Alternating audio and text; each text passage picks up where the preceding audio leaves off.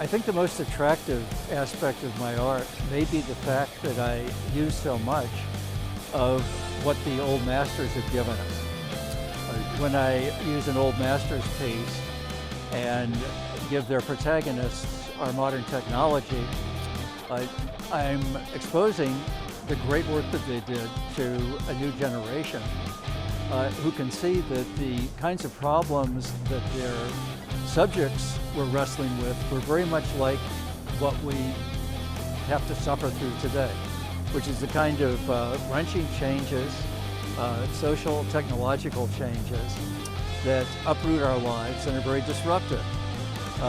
Every technological revolution has an upside and a downside, so that the devices that we make to connect us and to make us feel safer and to entertain us, can also make us feel less connected, lonely, more isolated, and less powerful, and even persecuted by bullies online.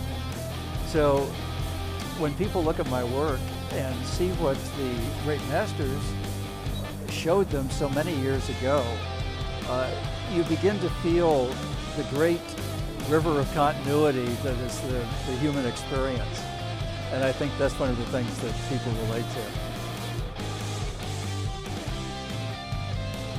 Before I began my unexpected career in art, I did several different things. I was a creative director at advertising agencies in New York.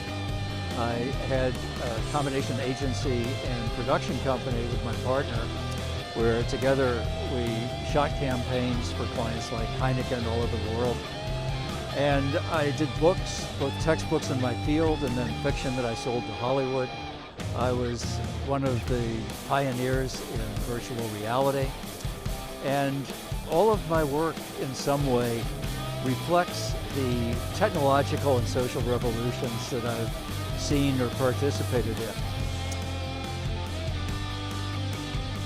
in Old Masters of AI and Auteurs of AI, I'm questioning how exactly do we evaluate art? If you use a restaurant example, does it matter what went on in the kitchen? The ingredients used, the process, how long it takes, who did the different parts? Or is it more about the diner's experience when it finally comes to the table? As a creative director who uses other people's work in my composites, I believe in art as the experience that's delivered to the viewer. When I did the series on Auteurs of AI, I was thinking, here's a process, a technological innovation that's been seen as both a tool and terminator. To me, it's a tool. I use it in my work for research and even for part of my finished pieces.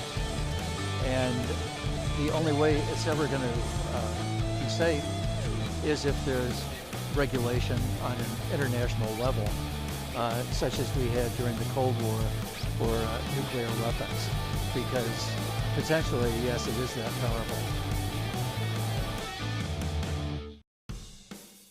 So last year, not too long before Art Basel, an art dealer came to my house and I was showing him my home office and he saw a picture on the wall and asked, who did that? And I said, well, I did. And he said, well, do you have others like it?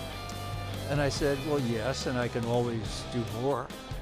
And before I knew it, I was with the Jason Perez collection at Red Dot and Spectrum during Miami Art Week.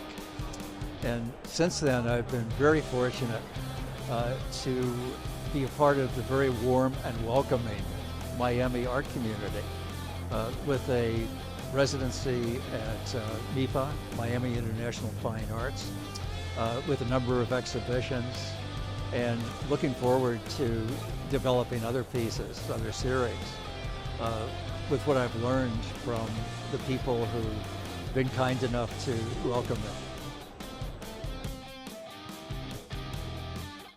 I would hope that what people enjoy about having my art is that it's entertaining and possibly enlightening and even though some people say it's a little heady, it's too rational, when art is supposed to be emotional.